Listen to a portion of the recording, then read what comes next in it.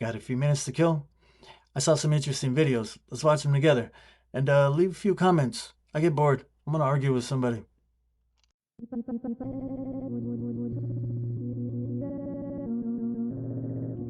If you guys have been watching my channel for a while, you probably recognize the guy seen in the photo behind me. However, if you haven't and you don't recognize this guy, you will not forget his name after this. This is a 2-image slideshow. The first image shows a gynecologist by the name of Dr. Nikita Levy holding a young child. The second image shows his official medical headshot, as well as a pen in a pocket with a hidden camera on it. As previously mentioned, Dr. Levy was a gynecologist. This means that he specializes in female reproductive health, and as such, he's going to do examinations of female reproductive organs, what's down between the legs and the breasts. For years, Dr. Levy had seen thousands of patients until one day one of his colleagues recognized a camera on a pen that was around Dr. Levy's neck. This was reported, and authorities, upon searching his home, discovered thousands of images that were taken on these secret camera devices. He was fired and took his life 10 days later. Johns Hopkins was ordered to pay out roughly $190 million to roughly 8,000 patients that could have been victims. Just a horrible situation overall. What kind of gross fetish is that? That is so disgusting. Why? The View too. What? Flames don't cast shadows, but it seems that the graphics department at SpaceX did not know.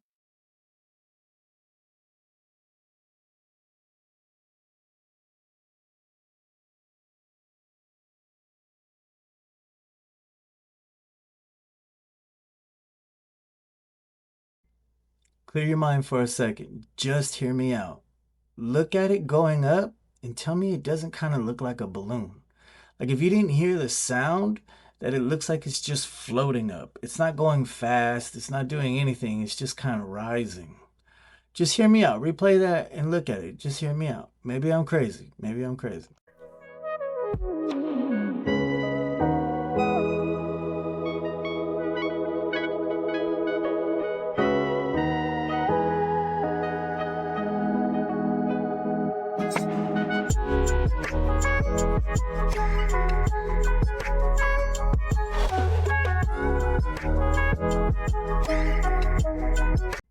If that's a cult, I'm in. I'm like this. Got two of them, one on each arm. I'm in. I don't care what we believe in. What soda cans? I don't know. We're all going to space. Something weird. I don't care. I'm in. I'm in. I'm in. I'm already sold. I'm in. I got 12. Oh, he's sweet. I got 11, my boy.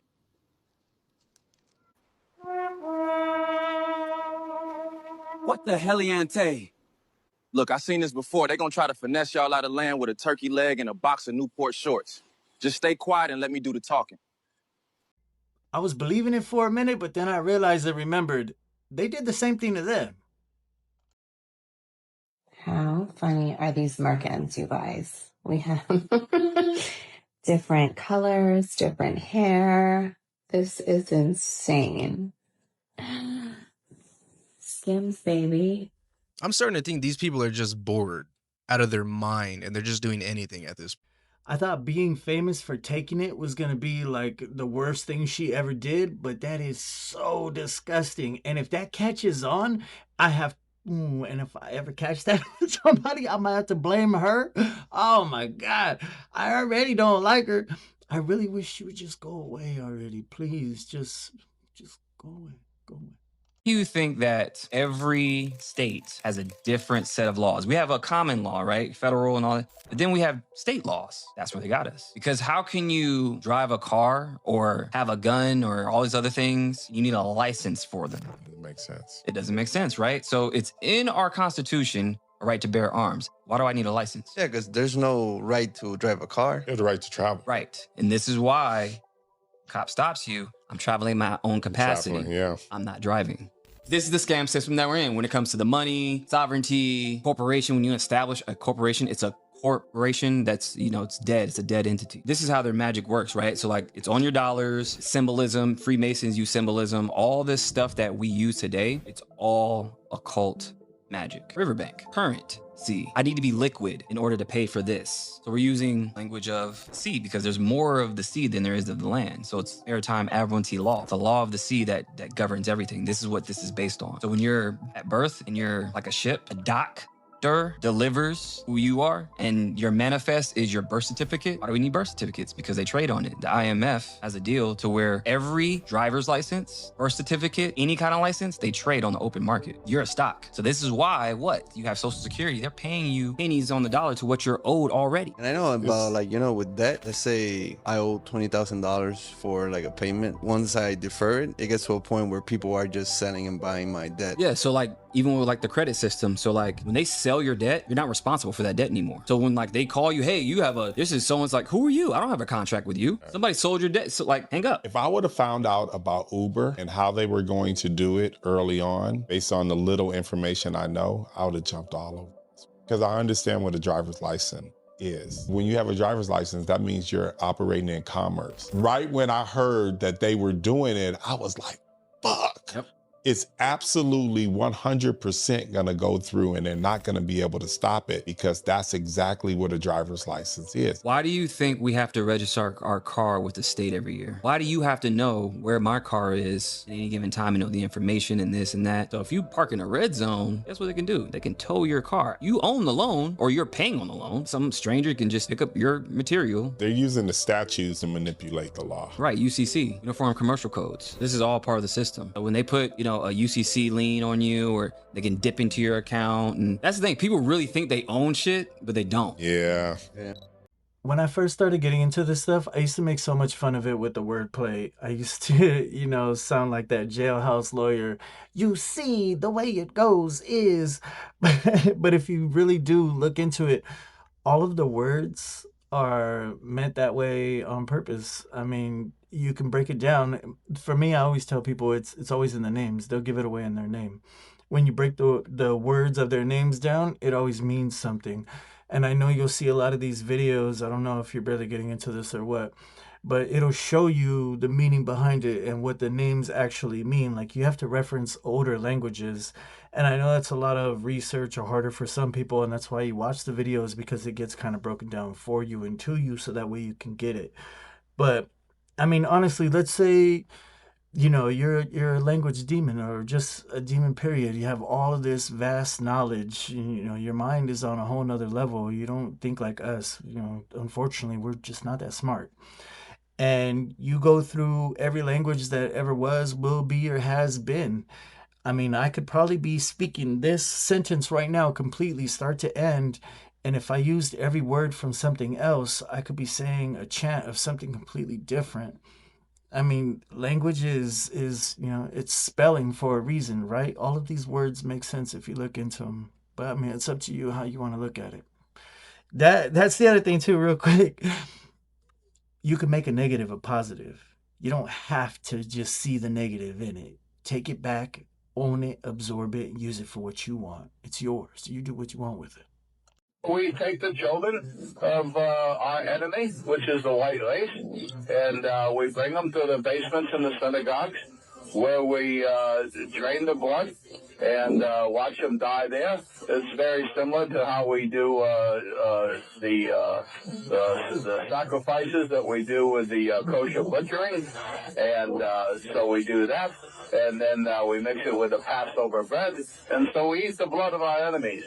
And the bodies, we're not cannibals, so what we do is we take those, because we can make some shekels, and we give them to the slaughterhouses, and those are pounds and pounds and pounds of meat that we grind up in the sausage and the hamburger, and that's why we made those the most popular things, sausage for breakfast and hamburger for lunch. And so all the goyim out here are really eating their children. And even when we say this outright and tell you people, you don't believe it. What he's referencing is, what we used to do in battle. A lot of different people used to do this, nationalities, races, whatever you want to say. We would drink the blood of our enemies. And some people would actually go on to eat their children, different things like that. I mean, it's horrible, but it's true. And what he's talking about is a ritual that Jewish people do. I mean, you could take it straight from his mouth if you want to or not, but that's a recording from him. You could look it up and it's well known, documented. But I mean, some people just deny it and say it can't happen. They don't do it. It's not a thing. But I mean, if I tell you to your face what I'm doing and you don't believe me, that's your fault.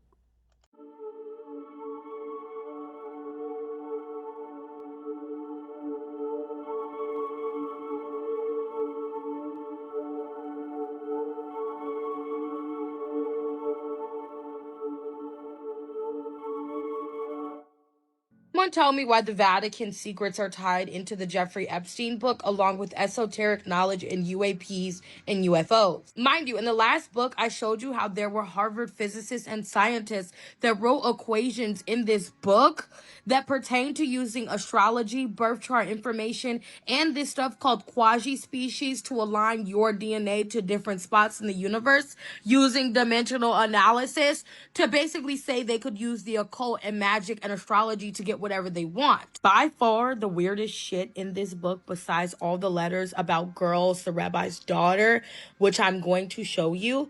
But let's talk about the mention of the chronovisor, which is a deep, dark Vatican secret. Never in a million years did I think my Secrets of the Vatican's video would link up with the Epstein book in any way, but this shit is getting dark. And also, this book talks about how there's evidence of UFOs and equations that these Harvard scientists came together and put on a board and took a picture of and put in this book. And side note, what if that's what Jeffrey Epstein has on everybody? Real UFO evidence and UAP proof, because he was a part of Epstein Institute, which was a scientific research base. So here's a picture, and this was drawn in the book, and at the top it says no excuses. And it says no, it has like these two people who I could assume one is Donald Trump. I don't know what it is, but this picture gives me Donald Trump. Mind you, they said Donald Trump was a fucking time traveler. And there's evidence that Donald Trump is a time traveler. I'm not even joking. But the drawing says, no, I will not stop the chronometer. Keep going. And then it says, too fast, too much. Please stop. When I heard chronometer, I already knew they were talking about the fucking chronovisor. Let me tell you what a chronometer is. A chronometer is a highly accurate and stable timepiece, originally a marine navigation instrument for determining longitude that has faced rigorous precision tests in various temperatures and positions. It often refers to a watch. Mind you, it says stop the chronometer, please. It's too fast. So they would not be talking about a watch, but they would be talking about the chronovisor. And at the top of that picture, mind you, it says no excuses. And that fucking thing looks like Donald Trump. So what is a chronovisor? Chronovisor is one of the deepest, darkest secrets of the Vatican. It is said that they had this instrument, and this man right here was the creator of time fucking travel, and that's what the chronovisor is. Said to have been created by Father Pelagio Ornetti, a monk, physicist, and he was a fucking exorcist. It was described as a machine that used electromagnetic echoes to tune into past events, reconstructing sounds and images from history. Also sounds like the chronometer with precision and how accurately it was able to, predict longitudes. Ornetti claimed to have seen events such as the Passion of Christ and other historical monuments. And he alleged to have a photography of Jesus. This chronovisor was said to be a secret of the Vatican because they took it and tried to make the story look fake the same way they did Roswell, Mexico. This Roman Catholic priest that was born in the year 1925, who had dedicated his life to Christianity from a young age and was a physicist, said that he had this machine and used it. I mean, this machine was at the Vatican and that's where he got it from, and all type of weird shit, and saying that it's basically still fucking there. Oh yeah, but that's not the craziest thing. Apparently there is a picture in this book, right? In the 50th birthday book from Epstein, of Jeffrey Epstein and the Epstein Institute with this weird equation. Here's the image of that book, and then right under it is the chalkboard where they were working out the equation. Here's the photo of what I put into ChatGPT directly from the fucking book, and y'all, it gets weird. It says that this actual equation is associated with advanced theoretical research being evaluated and reviewed, and that it's possibly linked to a UAP UFO investigation or exotic materials that require these tools to model. These mathematical frameworks are common in frontier physics, including the efforts to describe extra dimensions, exotic matter, and non-standard space-time geometrics. The fucking chronovisor and UAPs and exotic space material. The reason they can't release these files is because it straight up has some of the world's hidden knowledge. Like, we think everything's at the Vatican. What if this is the only book or the only files outside of the Vatican that include DNA research, esoteric information, astrology, and everything in between, down to the fucking time travel and the chronovisor?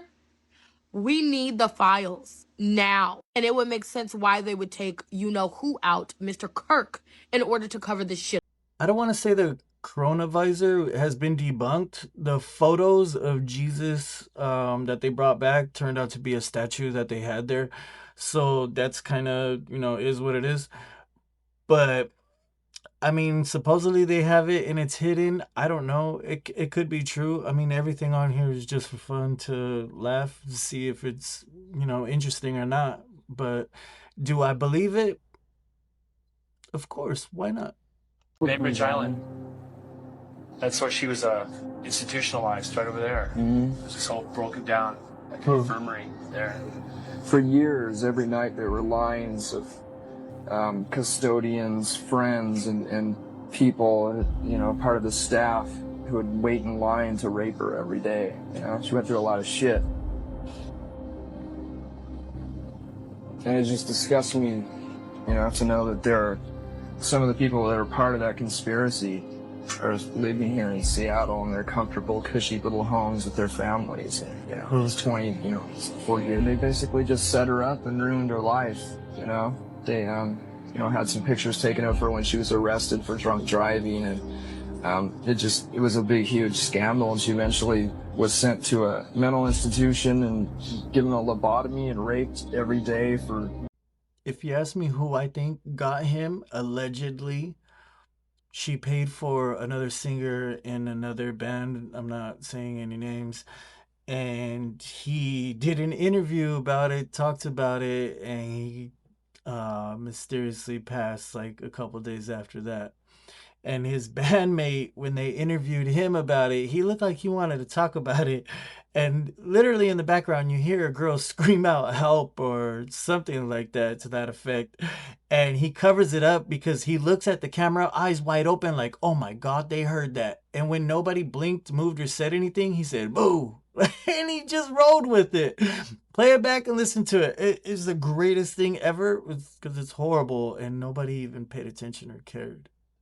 Hooked up to technology, also hooking these mini brains up to computers and robots, putting them into little matrices, having them play Pong. They're being hooked up into little four-legged robots, as well as this little meatball head guy that can allegedly move its arms. Paper here by Nature says non-genetic neuromodulation with graphene optoelectronic actuators for disease models, stem cell maturation, and biohybrid robots. They're talking about using graphene as a way to stimulate the brain instead of using electro signals. Typically, they activate these brain organoids using signals of electricity. It would actually kill the brain organoids a lot faster. But graphene acts more like a natural neuron. So it was a way to allow these brain organoids to last a lot longer. When they perfect this function, it's going to be just as efficient as your brain. We can now speed up brain organoid maturation without altering their genetic code, opening doors for disease research, brain-machine interfaces, and other systems combining living brain cells with technology. What is going to stop somebody like Elon or Figure One to start putting brain organoids in their robots? The brain only uses about 30 watts. So if they could find a way to take this and put it inside a robot, that's going to ultimately be the thing that takes it to the next level. So when they put these human brains, like they said, living brain cells with technology, what's going to separate the difference between us and that? I don't know if any of you have been keeping up to date with these brain ergonoids. They do have, I think it's something like a 3-year-old's brain or something like that. But when they're not using them, from what I've heard, they leave them in, like they're flying a butterfly, basically, just to keep their mind stimulated. But that means they would actually believe that they are the butterfly. And apparently, because it doesn't get as hot, it's better to use for problem solving, memory, stuff like that. I mean, I'm not really too sure about it, other than the fact that they're using people instead of AI to do this stuff. I mean, stem cells, all that stuff, it's taken from someone that's already passed. This is bringing someone who is now alive and making them part of a computer. Okay, everyone. I'm going to try and package this as well as I can. Basically, I'm going to tie the Tartarian Empire into Star Wars, into the killing of the Empress, into the killing of a real Empress in real life, into the Pope, into the Sith. We're going to connect it all. And we're going to connect that along with the Knights. Because we weren't watching and we weren't paying attention. Because we didn't understand the roles everybody was playing, okay? Look in the background. See that building? It's a Tartarian building. Because they're representing the Tartarian Empire, which the Lord Sith is trying to get rid of and take out. These are Tartarian Knights. Do you understand? These are the good knights. You see, the Tartarians had their defenders, but their defenders were pure good. They weren't built for attacking. They had a code. Then you had knights that worked for the Sith, that literally trained. They trained to use the ether to take down the Tartarian Empire. You understand? So they trained using their tech. These are their knights. Do you understand? This is what's going on in Star Wars. This knight right here is the same as this knight right here. And his allegiance is to this guy or this guy or that guy. Do y'all see the point that I'm trying to make here? Basically, this is what you're watching in Star Wars. Because his goons, the reptilians, they're responsible for conspiring against the Tartars and their entire empire and using their technology to take them down. And that's what their knights were for. There were good knights. There were good knights that stood for the empire. They stood for good. Jedi Knight, what it means. The Jedi members, known as Jedi Knights, respect all life by defending and protecting those who cannot do it for themselves, striving for peaceful and non-combative solutions. Non-combative solutions to any altercations they encounter, and fighting only in self-defense and for the defense of those they protect. That is the code of a Jedi Knight. When they called them Jedi Knights, we didn't understand what they stood for and what they were protecting. They were protectors of the Tartarian Empire. They were protectors of Tartary, users of the ether, protectors of the realm, a one-world civilization that only used ether, the prime mover of the universe, as a force. That's what the force was.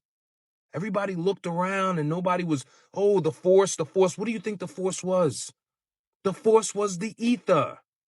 What do you think that is? This is concentrated ether, which is nothing but plasma. These individuals were the individuals that were loyal to her.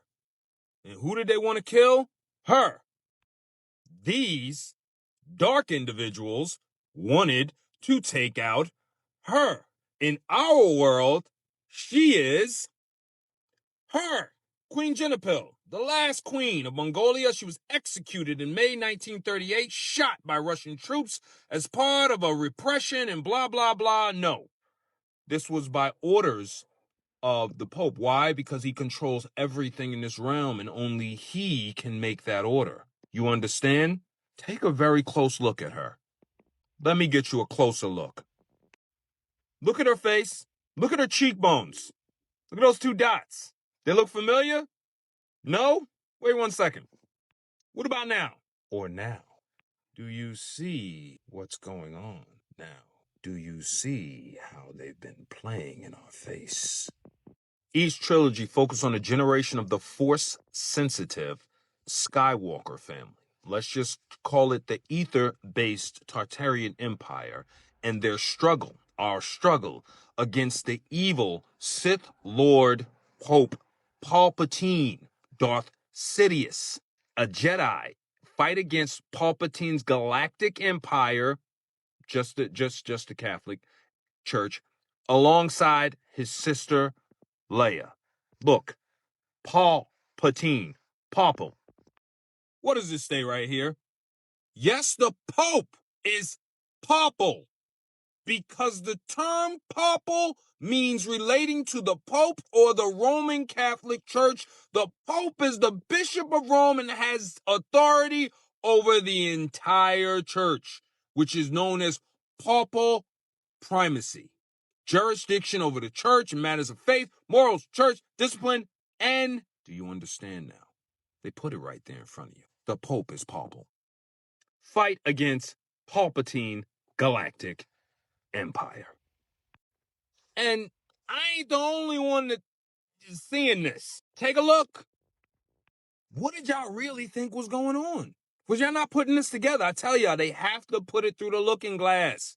Ain't nothing for entertainment. And then look at all the Tartarian structures they put right in your face. They put all these Tartarian structures right there on Star Wars. Look at that.